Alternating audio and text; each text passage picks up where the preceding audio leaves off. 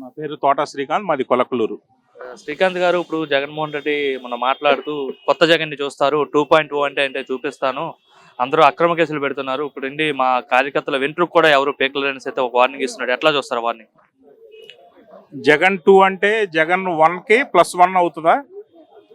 జగన్ 1 ఏంటో ప్రజలందరికీ తెలుసు. జగన్ 2 అంటే 1+1 అంతే కదా. 2 అంటే అంతకుముందు చేసిన అరాచకానికి ఇంకా రెట్టింపు అరాచకం చేస్తారని ఆయన చెప్పకనే చెప్తా ఉన్నాడు. రెండో విషయం, నిన్ను అంటే నువ్వు ముఖ్యమంత్రి అయితేనే ఈ రాష్ట్రానికి ప్రజలకి సేవ చేస్తానంటే కరెక్ట్ కాదు. నువ్వు ముందు నిన్ను ఒక నియోజకవర్గానికి ఎమ్మెల్యేగా ఎన్నుకున్నావు. ఆ ఎమ్మెల్యేకి న్యాయం చేయలేనటువంటి నువ్వు రాజకీయ నాయకుడిగా పూర్తిగా ఫెయిల్ అయ్యావు. ఫెయిల్ అయినటువంటి నువ్వు మళ్ళీ నేను ముఖ్యమంత్రి అవుతాను, రెండో జగన్ చూస్తారంటే ముందు జగన్కి రెట్టింపు చూస్తారనేది ప్రజలు అర్థం చేసుకుంటా ఉన్నారు. నీకు ఏ స్థాయిలో ఎటువంటి అవకాశం ఈ రాష్ట్రంలో లేదు. అంటే అందరూ వైసీపీ పని అయిపోయింది అనుకుంటున్నారు, కానీ వైసీపీ చచ్చిపోలేదు, బతుకుతుంది. అట్లానే ఈ రాష్ట్రాన్ని ఏలుతాం కూడా, అంటే 30 ఏళ్ళు ఏలుతామని చెప్తున్నాడు. మీరు ముందు పులివెంద ఎమ్మెల్యేగా గెలిచారు. గెలిచినప్పుడు మీరు అసెంబ్లీకి వెళ్ళవలసిన బాధ్యత మీకు ఉందా లేదా? ఈ రాష్ట్రంలో ప్రజల పక్షాన, ఆ నియోజకవర్గం పక్షాన పనిచేయాల్సిన అవసరం ఉందా లేదా? నేను ముఖ్యమంత్రి అయితేనే ఈ రాష్ట్రంలో పని చేస్తాను, ముఖ్యమంత్రి అయితేనే నేను సేవ చేస్తాను. మళ్ళీ అత్యంత ఘోరమైనటువంటి విషయం, నేను ప్రజలు నమ్మి మోసపోయాను అని చెప్తా ఉన్నాను. నిన్న ప్రజలు నమ్మి మోసపోవడం ఏంటి? ప్రజలు మోసపోయారు నిన్ను నమ్మి. ప్రజలు నమ్మి మోసపోయాను నేను అని చెప్తా ఉన్నారు. అది నాయకుడి లక్షణమేనా? ప్రజలు నిన్ను నమ్మి మోసపోయి ఉన్నారు. ఎటువంటి పరిస్థితుల్లో జగన్మోహన్ రెడ్డి అనే వ్యక్తికి ఛాయిస్ లేదు. కూటమి ప్రభుత్వం వచ్చిన తర్వాత, చంద్రబాబు ముఖ్యమంత్రి అయిన తర్వాత అవినీతి విచ్చలవిడిగా పెరిగిపోయింది. ఎక్కడ చూసినా అవినీతి కనిపిస్తుంది, ఎక్కడ అభివృద్ధి కనబడట్లేదు అని చెప్పైతే ఆయన అంటున్నాడు. అవినీతి పెరిగితే ఏ విధంగా అయితే ఈ ప్రజలు ఉన్నత స్థానంలో ఉంచోబెట్టారో అదే ప్రజలు తిరిగి తిరస్కరింపబడతారు. ఎవరైనా పరిపాలనలో ఉన్నప్పుడు సక్రమంగా పనిచేసుకుంటే రెండోసారి అవకాశం ఉంటుంది. అవకాశం లేకుండా వాళ్ళు తప్పులు చేసుకున్నారనుకో, వాళ్ళ పరిస్థితి అంతే. నీకేమనిపిస్తుంది 8 నెలల పరిపాలన చూస్తుంటే? ఎలా అనిపిస్తుంది అసలు? ఒక దుర్మార్గుడి పరిపాలన పడిన గోతులు పూడ్చడానికి ఇంకా సమయం కావాలి. అప్పుల పాలైన ఈ రాష్ట్రాన్ని సక్రమైన మార్గంలో పెట్టడానికి సమయం కావాలి. ఇప్పుడిప్పుడే ప్రజలు అనుకున్నటువంటి అన్ని కోరికలు నెరవేర్చడం అంటే సాధ్యపడదు. వాళ్ళు చంద్రబాబు నాయుడు గారు విజన్తో చేయగలిగినటువంటి పరిస్థితులు చేస్తూ ఉన్నారు. దానికి సమయం పడుతుంది ప్రజలకు కావాల్సినటువంటి గోలు చేరుకోవడానికి. అభివృద్ధి చేయగలనే నమ్మకం ఉందా మీకు? ఎందుకంటే గతంలో 30 ఏళ్ళు వెనక్కి వెళ్ళిపోయిందని చెప్పారు. సో చంద్రబాబు నాయుడు ముందుకు తీసుకెళ్ళగలరా మరి? చంద్రబాబు గారే అభివృద్ధికి బ్రాండ్ అంబాసిడర్. ఏంటి అంత నమ్మకం? ఏంటి బ్రాండ్ అంబాసిడర్ అంటున్నారు? అటు హైదరాబాదుని మీరు తీసుకోండి. నిన్న కూడా ఇతర దేశాల్లో ఉన్నటువంటి తెలుగు వాళ్ళని మాట్లాడతా, ఎక్కడున్నా కూడా మీరు డెవలప్ అయ్యి ఆ డెవలప్లోంచి మీరు ఈ రాష్ట్రానికి చేయవలసినటువంటి పని చేయండి అడిగినటువంటి ఏకైక ఒక విజన్ ఉన్నటువంటి నాయకుడు. అంతకన్నా చెప్పగలిగింది ఏమి ఉండదు. మీ పేరు? నా పేరు వెంకటేశ్వరరావు అండి. వెంకటేశ్వరరావు గారు, ఎలా ఉంది? చంద్రబాబు ముఖ్యమంత్రిగా ఉన్నారు కదా, పరిపాలన చూస్తుంటే ఏమనిపిస్తుంది? చంద్రబాబు నాయుడు గారి పరిపాలన ఎప్పుడు బాగానే ఉంటుందయ్యా. కష్టాలు ఉంటాయి, సుఖాలు ఉంటాయి, కాదను దానికి. అందరికీ మంచి చేయలేరు ఎవరు కాడ. జగన్మోహన్ రెడ్డి గారు చేయలేరు, రాజశేఖర రెడ్డి గారు చేయలేరు, ఎవరు చేయలేరు. ఎంతమంది ముఖ్యమంత్రులు అందరికీ న్యాయం జరగదు, కొంతమందికే న్యాయం జరుగుద్ది, కలిసిపోతూ ఉంటుంది. ఇప్పుడున్న ఈ పరిపాలనలో జనం అందరూ నమ్మి కూటమి ప్రభుత్వాన్ని అఖండ విజయంతో గెలిపించారు. ఇప్పుడు ఇంత ఓడిపోయి కాడ జగన్మోహన్ రెడ్డి గారు అతను మాట్లాడే తీరు కాడ చాలా ప్రజలకు నచ్చదు అందరికి. ఏ విధంగా మాట్లాడారంటారు మీరు? నిన్న వాళ్ళ ఎంపీలు ఎమ్మెల్యేలతో అందరూ దీంతో మాట్లాడుకుంటా, దీంతో కూర్చొని మాట్లాడుకునేటప్పుడు మనకి కష్ట సుఖాలు వస్తాయి, ముందు రాబోయే చరిత్రలో మనం కూడా బాగుంటాం అనే మాటలు మాట్లాడుకోవాలి. ఇట్లా చేయబట్టుకొని ముందు మన ఇది అన్నట్టుగా మాట్లాడితే అది ఎంతవరకు కరెక్ట్? ఇప్పుడు ఎన్నికలు జరిగితే నేనే గెలుస్తా అని చెప్తున్నాడు ఆయన. ఎట్లా జరుగుతుంది ఇప్పుడు? ఎన్నికలు ఏ విధంగా జరుగుతుంది చెప్పండి? అంటే జమిలి ఎన్నికలు కావచ్చు, ఆయన అనుకున్నట్టు జరుగుతుంది. ఎన్నికలు ఇప్పుడు రావడానికి ఎట్లా అవుతాయి చెప్పు? ఏదన్నా ఎగ్జాంపుల్ గా ఇంత వ్యతిరేకత ఉందని చెప్తున్నాడు ఆయన. ఎవరి మీద? చంద్రబాబు పైన. అది ఏం మాట్లాడతాను చేత తెలియక మాట్లాడుకుంటామే. అది మీ గ్రామాల్లో ఎలా ఉంది? ముఖ్యంగా మా గ్రామాల్లో అయితే ఏంటంటే కొన్ని పథకాలు అయితే ఇప్పుడు ఎక్కిన అమ్మటే ఎవరు ఇవ్వలేరు. ఆయన ఇచ్చిన పథకాల్లో ఎవరు కానీ అమలు పరచలేరు. పెన్షన్ ఇచ్చారు కదా, అందరికి వస్తుందా? పెన్షన్ వస్తుంది, గ్యాస్ ఇచ్చామని చెప్తారు, గ్యాస్ వస్తుంది, ఇసుక తగ్గిపోయింది రేటు అండి. ఇలాంటివన్నీ తగ్గిపోయినాయి. కొన్ని పథకాలు కూడా రాబోయే వచ్చే నెలలో పై నెలలోనూ కొన్ని పథకాలు కూడా 3 పథకాలు పెట్టాడు. ఇవన్నీ అమలు చేస్తామని ఒక్కోటి అమలు అవుతున్నది. అన్ని ఒక్కసారి చేయలేరుగా, గవర్నమెంట్ గారు చేయలేదు. అది సార్ మీ పేరు?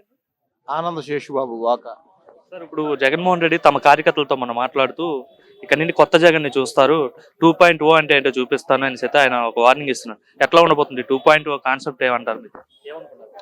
ఇప్పుడు గత 5 సంవత్సరాలు కూడా తన అధికారంలో ఉండి ఇదే నన్ను ఏం పీకలేరు నా ఇంటికి కూడా పీకలేరని అన్ని రకాలుగా అన్ని రంగాల్లో నానా ఇబ్బందులు పెట్టి జనాన్ని భయభ్రాంతులకు గురి చేసి నన్ను ఏం పీకలేరు అంటే ఏం పీకారో జనం చూపించారు.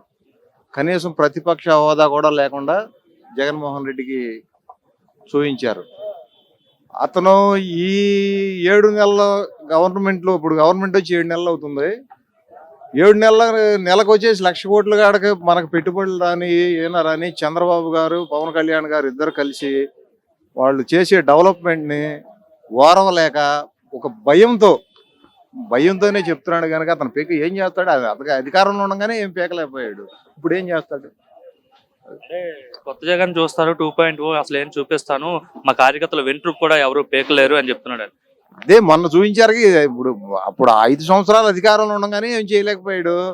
ఇప్పుడు ఏం చేస్తాడు? ఏం పీకుతాడు? ఇప్పుడు వాళ్ళు చేస్తా ఉంటే వీళ్ళు చూస్తా ఊరుకుంటారా? అక్రమ కేసులు పెడతారు మహా అయితే, తిరిగి మేము దానిపైన కూడా పోరాటం చేస్తాం, మేము కూడా ప్రైవేట్ కేసులు బనాయిస్తాం అంటున్నారు. అక్రమ కేసులు బనాయించే వాళ్ళు అయితే ఈ పాటికి అక్రమంగా పెట్టి వాళ్ళు చేసిన అరాచకాలకి ఎప్పుడో తీసుకెళ్లి లోపలేసేవాళ్ళు. మన గౌరవ ముఖ్యమంత్రి చంద్రబాబు నాయుడు గారు ఏం చెప్తున్నారో, చట్టం తన పని తాను చేసుకుపోతుంది. మనం ప్రతిపక్షంలో మనం ఎక్కడ ఇబ్బంది పెట్టొద్దు. దాని చట్టపరంగానే తప్పు చేసి ఉంటే వాళ్ళు అనేది గవర్నమెంట్ తప్పకుండా వాళ్ళ మీద చర్యలు తీసుకుంటది. ఏంటి పరిపాలన విషయానికి వస్తే 8 నెలల పరిపాలన చూస్తే అసలు ఏం బాగోలేదు, ఎక్కడ చూసినా అవినీతి కనిపిస్తుందని కూడా ఆయన అంటున్నాడు. ఆయన అవినీతి పరుడు కనుక అవినీతి కనిపిస్తుంది ఆయనకి. ఇప్పుడు ఇసుక ఉంది, ఇటువరకు ఇసుక దందా, మద్యం దందా, అన్ని mafia, sand mafia, mining mafia. ఇవాళ ఇసుక ఫ్రీ ఇసుక ఇస్తున్నారు. వైన్స్ ఉంది, వైన్స్ కూడా తక్కువ రేట్లకే నాణ్యమైన మద్యం అనేది అందుబాటులో ఇస్తున్నారు. ఇంకా అవినీతి జరగడానికి ఏముంది? అవినీతి ఇప్పుడు ఆయన అవినీతి అంటున్నాడు కానీ పలానా దాంట్లో జరుగుతుందని చెప్పడానికి లేదుగా. లోకేష్ జేబులు చంద్రబాబు జేబులు నింపుకుంటున్నారు అవినీతి సొమ్ముతో అని చెప్తున్నారు. ఆయన ప్రూఫ్ చేయమనండి, పలాందని విషయం చెప్పమనండి. అభివృద్ధి ఎలా ఉండబోతుంది అంటారు 5 ఏళ్ళలో? ఎందుకంటే గతంలో అభివృద్ధి లేదని చెప్తారు. అభివృద్ధి అనేది చంద్రబాబు నాయుడు, పవన్ కళ్యాణ్ గారు రెండు కళ్ళు. అభివృద్ధి, సంక్షేమం, అభివృద్ధి 2 కళ్ళు. పోలవరం అనేది ఖచ్చితంగా పూర్తి చేస్తారు. అదే విధంగా రాజధానిలో కూడా అన్ని వాళ్ళ బాగా శరవేగంతో పనులు జరుగుతున్నాయి.